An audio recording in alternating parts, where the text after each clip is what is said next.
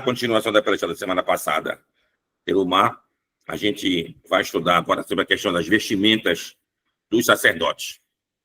Antes disso, ainda tem a questão do azeite puro para a menorá.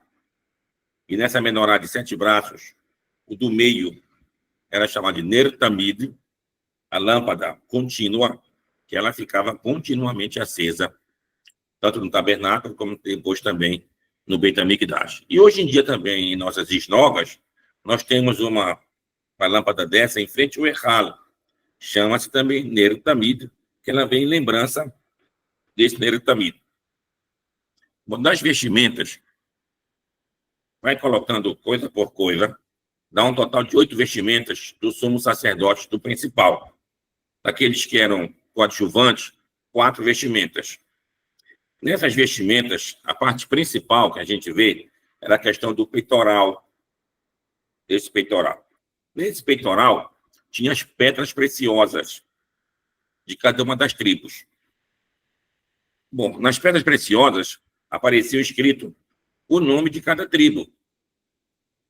Só que se a gente contar o nome de cada tribo, algumas letras estão faltando do alfabeto hebraico. Por exemplo, não se encontra a letra Tsadi, não se encontra a letra Tet. Então, está incompleto o alfabeto. Desse modo, foi explicado que em cada uma dessas pedras tinha-se 6 letras. Dessas 6 letras, então, além do nome da tribo, tinha outras letras que o compôs, o nome dos patriarcas, Abraham, Isaac e Yaakov. Aí tem a presença da letra Tsadi, Isaac. E a palavra também Shivtei Yeshurun, as tribos de Yeshurun, onde também se tem a questão do Tet. Então, quando se tinha uma dúvida, uma situação, se precisava se recorrer à intervenção, digamos assim, do Urim Vetumim, que eram essas pedras preciosas, elas iam brilhar e ia dar, então, as letras que estavam em cada uma dessas pedras, elas brilhavam e tu formavam, então, a palavra que se queria saber. Geralmente era uma pergunta de sim ou não. Quem olhou? Ou então, quem é a tribo que deve se guerrear por nós, que vai começar? Então, aparecer Yehudá e Ale, como foi o exemplo lá que está consta do livro de Juízes, que Judá seria a primeira. Então, isso era que era chamado de Urim e Tumim. A palavra Urim, do verbo da palavra Or, quer dizer luz, e Tumim, da palavra Tam. Tam quer dizer uma pessoa que íntegra, que é realmente perfeita. Então, que era, tinha luz e tinha perfeição. E, logicamente, quando a gente perdeu, por exemplo, a profecia do povo de Israel, se abaixou o nível, digamos assim, a gente perdeu também o Urim Vetumim. Mas, em compensação, aqui que vem dois lados dessa questão. O que a gente tinha, Urim Vetumim? Que tinha necessidade para o povo da consulta ao Eterno diretamente, pelo fato de se fazer praticamente igual em coisas de idolatria. Se consultava os mortos, se consultava aquelas atividades das mais variadas, e o profeta que lá estava, que logicamente não era israelita, assim procedia, aquele sacerdote de lá fazia, não, Deus tal falou isso aqui. Então, para evitar que o povo de Israel fosse atrás dessa idolatria, não, dentro do próprio povo tu tinha também, tu quer saber alguma coisa principal? Pergunta aqui para o sacerdote do teu povo e vai brilhar, então, a resposta para ti. Quando a gente conseguiu passar esse tempo de tentações para idolatria, não foi mais necessário nem a questão dos profetas e nem também Urim Vetumim. Então, no segundo templo, quando já se tinha, por exemplo, a reconstrução do segundo templo, as vestimentas do sacerdote, se tinha o peitoral, mas aquelas pedras praticamente não brilhavam mais. Não se teve mais uso dessa questão aqui, porque a gente tinha superado a questão da idolatria. Então, é contada a seguinte história. que quando o povo de Israel foi exilado para a Babilônia, os sábios pediram ao Eterno que Deus realmente limpasse nossos corações desse desejo de fazer idolatria. Aí eles receberam como se fosse, chama-se Petek Ben Hashamayim, uma coisa dos céus, de que Deus tinha realmente acabado com a idolatria no meio do povo. Aí os sábios viram, Deus está ouvindo a nossa oração, bora pedir mais coisas. Que Deus também acabasse com o nosso instinto de desejos, de imoralidades. E também assim Deus aceitou e tirou também o desejo de imoralidade do povo de Israel. Aí o Talmud continua a história que se procurou, nessa ocasião, ovos de galinha e não se encontrou. Aí os sabiam, até os galos não estão procurando mais as fêmeas. Não, assim não dá. Aí voltaram com o Eterno, não, a gente não quer tanto assim. E o Eterno disse, ou vocês querem ou vocês não querem. Aí eles voltaram atrás e tá bom, então deixa a questão da moralidade em aberto, como estava antes. Então a gente venceu realmente o impulso da idolatria, mas temos que continuar lutando contra a questão da imoralidade. Por isso que no dia de Yom Kippur, que é uma festividade, a gente faz um jejum completo, a gente vai pedir perdão pelas nossas faltas, e está no topo desse perdão as nossas questões de moralidade. Tanto que a leitura que se faz da Perashá desse dia são as relações proibidas, uma série de coisas nesse sentido. Então, é isso que a gente tem a mente fazer hoje. Então, a questão do Mishkan, do tabernáculo, a questão do Beit HaMikdash, a roupagem e a vestimenta dos sacerdotes, o Urim e Tumim, que era o peitoral, tudo isso tinha o objetivo de fixar o povo naquela adoração verdadeira para o Eterno. Quando a gente tomou a consciência plena, e essa foi a luta dos profetas, logo depois de Moshe, isso foi uma constante no meio do povo de Israel, e a partir daí então a gente teve realmente, a gente foi liberado desse instinto de fazer idolatria. Então não se viu mais no meio do povo de Israel, a não ser questões isoladas, logicamente, de pessoas, mas no conjunto do povo não se tinha mais a questão da idolatria. Então aí se arrefeceu a necessidade de todos esses, como posso dizer, esses tipos de adoração, de serviço ao Eterno. Hoje em dia a gente tem como base a nossa tefilot, a nossa tzedakah, a ajuda ao próximo. Eles são os pilares do judaísmo até hoje. Então, cada comunidade tem a obrigação de tentar ajudar aqueles que pertencem a essa comunidade, que a gente faz parte de um todo.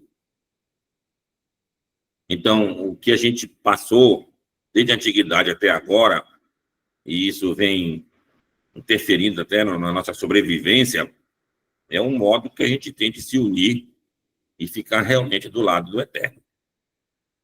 Então, isso até hoje acontece. Então, a Perashá relata sobre isso. Lá no final da Perashá, a gente tinha uma limpeza do santuário, praticamente. Uma limpeza, ou seja, uma purificação do santuário. Isso acontecia uma vez por ano, no que dia e Yom Kippur, como escrito lá.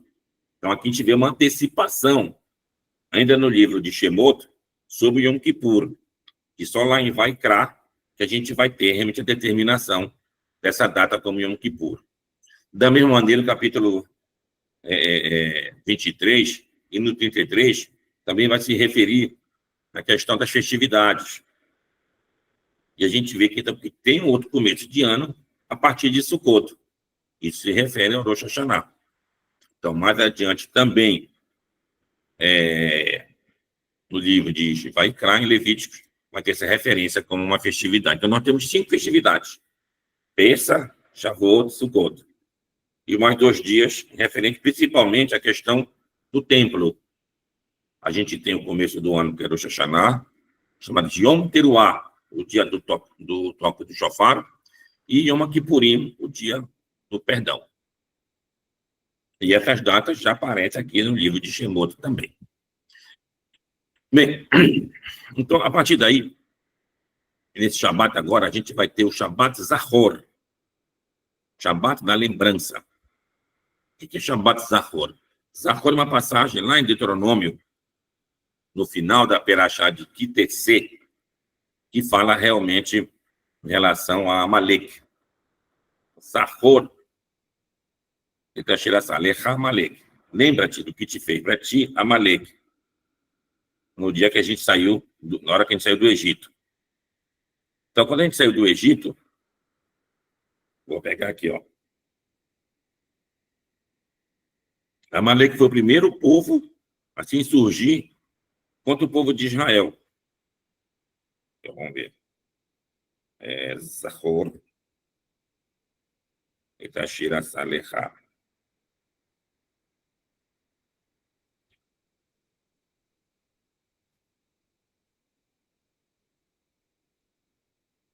Asher Asa.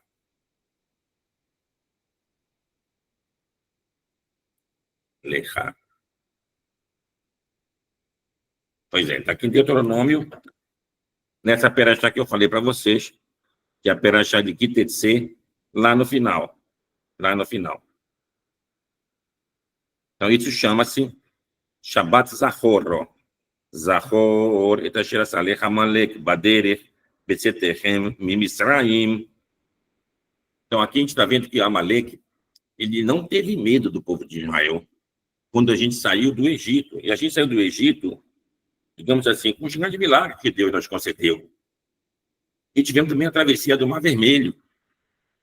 E nem assim isso arrefeceu a coragem, digamos assim, de Amalek de lutar contra o povo de Israel.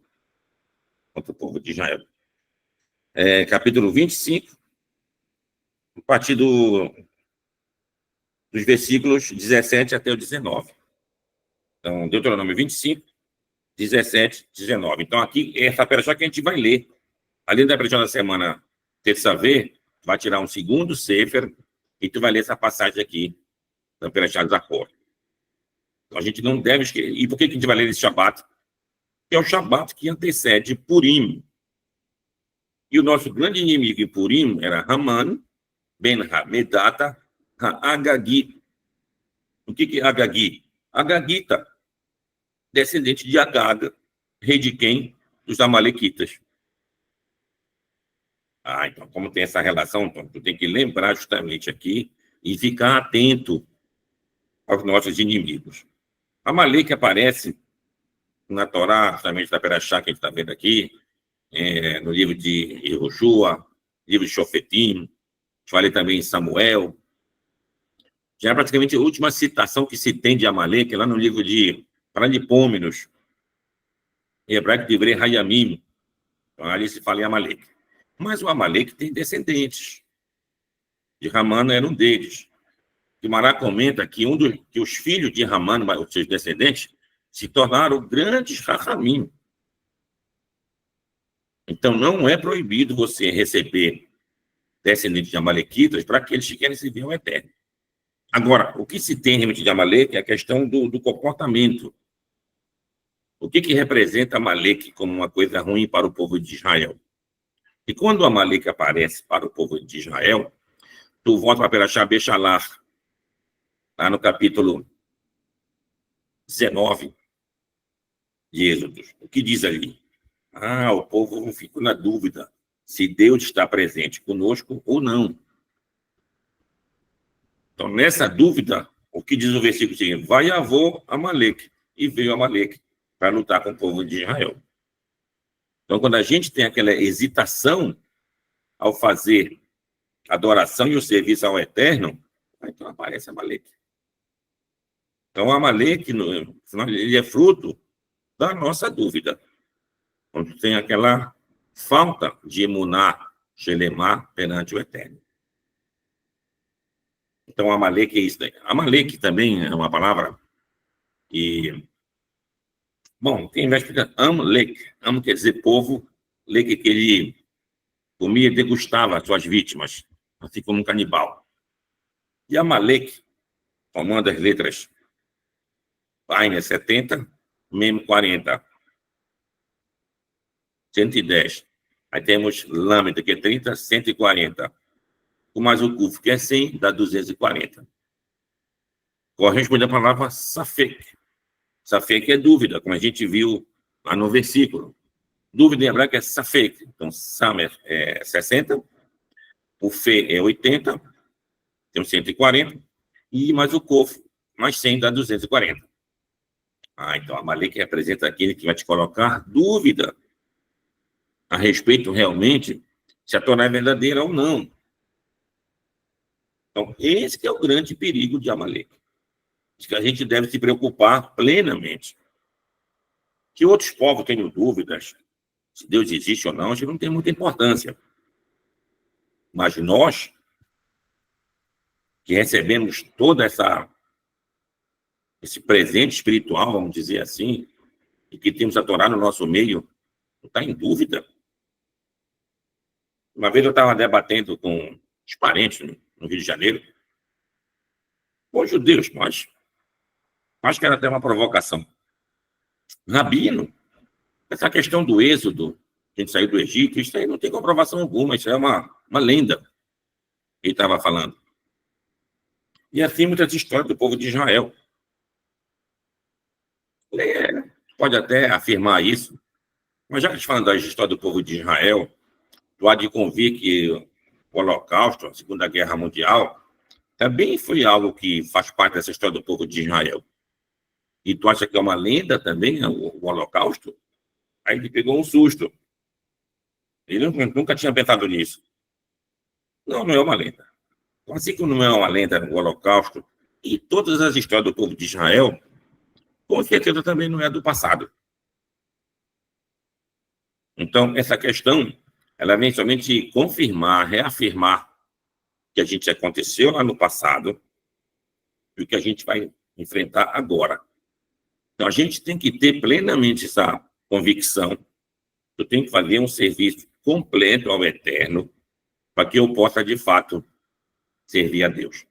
Pronto, só para completar a nossa aula, a gente vai falar semana que vem sobre isso também, depois do Shabbat Zachor, que é esse Shabbat agora, que antecede Purim. O que a gente faz, além da leitura da Perashá específica para Shabbat Zachor, como eu falei, né, Deuteronômio capítulo 25, a gente vai ter também, durante a Tefilá, na oração chamada Nishmat, ali tem um acréscimo, que consta do meu Sidur lá. Pode ver lá, vamos ver lá. Vai citar a oração chamada Mihamocha, que é como tu, ó Eterno. E ali tem justamente como se fosse uma antecipação da história de Purim. A gente vai ler lá.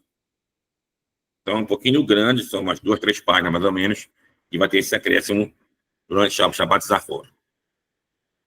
E há uma discussão entre os sábios em que momento se deve dizer esse acréscimo. Uns acham que deve ser depois da Amidá, antes da leitura, mas o mais certo é tu fazer durante o Nishmat, que lá que foi originalmente escrito, e quando acaba a última frase, isso aqui, é a continuação do Nishmat, como consta lá. Bom, então no Shabbat, depois desse Shabbat, para o sábado, outra semana, melhor dizendo, a gente vai ter Purim. Quando vai ser Purim? No dia 13 de março, à noite, é uma quinta-feira, aí começa Purim. E dia 14, tanto de março como dia 14, também do meio de Adar, vai coincidir, foi uma sexta-feira. Então, Purim, quinta-feira à noite, a gente vai ler a Megilá nas nossas esnogas, já faz uma festa lá também, com certeza. E quando chegar de manhã, vai ter o Shacharit, e a gente vai também fazer a Tefilá, vai ler da Perashá de Vayavô, Amaleque, que consta da Perashá Bechalach, com Tefilim, e depois tu vai ler a Megilá novamente.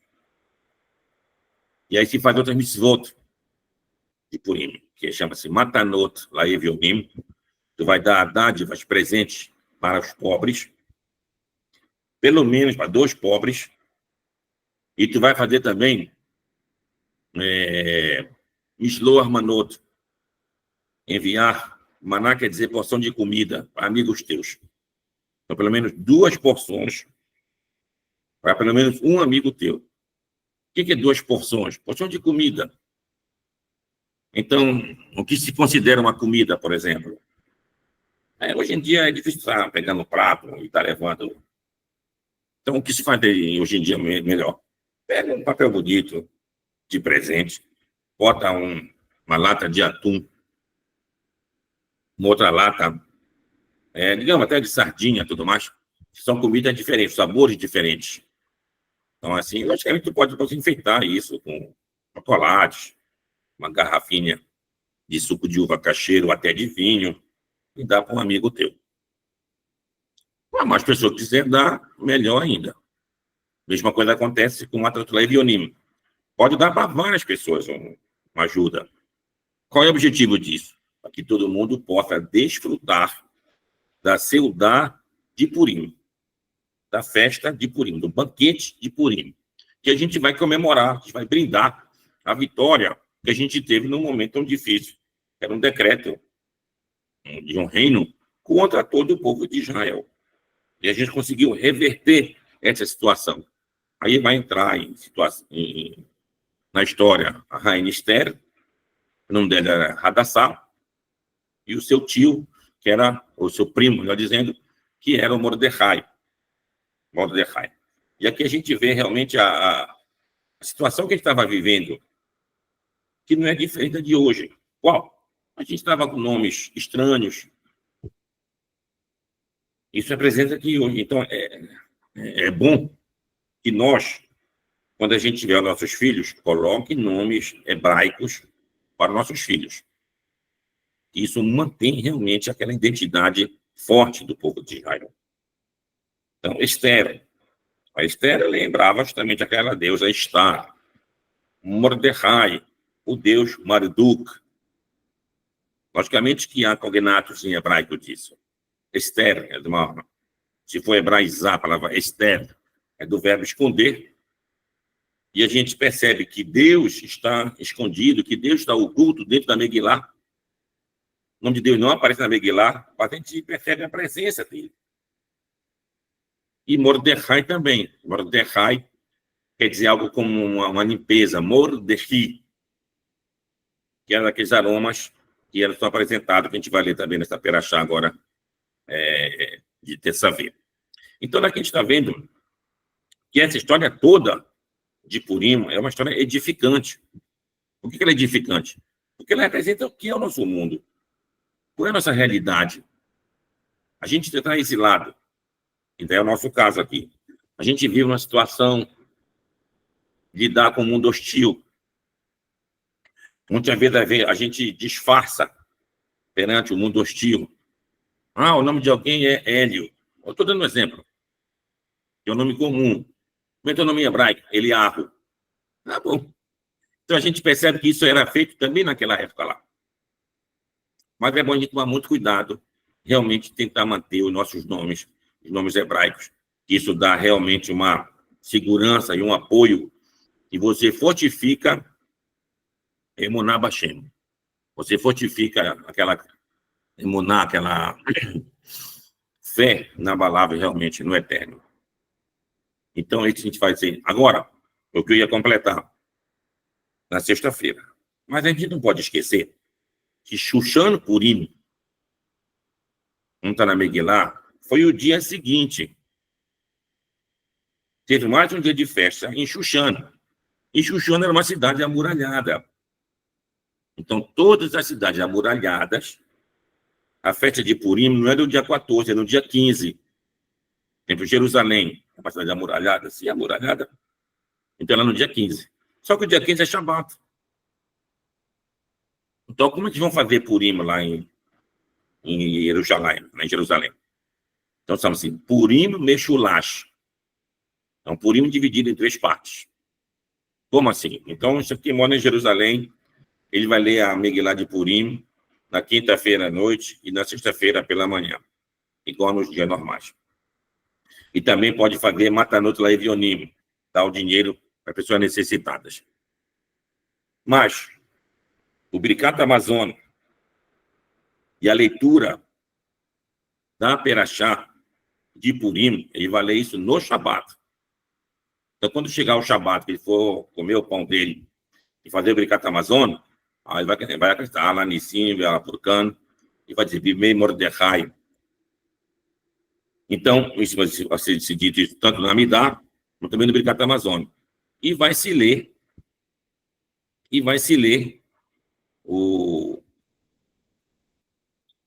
a Perashá em 2 sefarim, da semana e a Tapá de Shin e Yerushalayim. Agora, a Seudá de Purim vai ser cumprida no dia seguinte, no domingo. No domingo vai fazer a Seudá de Purim e também vai enviar os presentes para os amigos dele, no Shilu Amanot. Então, chama-se Purim Meshulash, dividido em 3 partes. Uma parte vai cumprir na sexta-feira, outra parte no sábado, outra parte no domingo. Isso para quem mora em cidade amuralhada. Para nós que moramos em cidades comuns, tudo vai se fazer isso na sexta-feira. Então, mais ou menos é isso o resumo que a gente tem, tanto da Perashá Tetzaveh, como também da Perashá Shabbat Zachor, e em seguida logo vem a questão do Purim.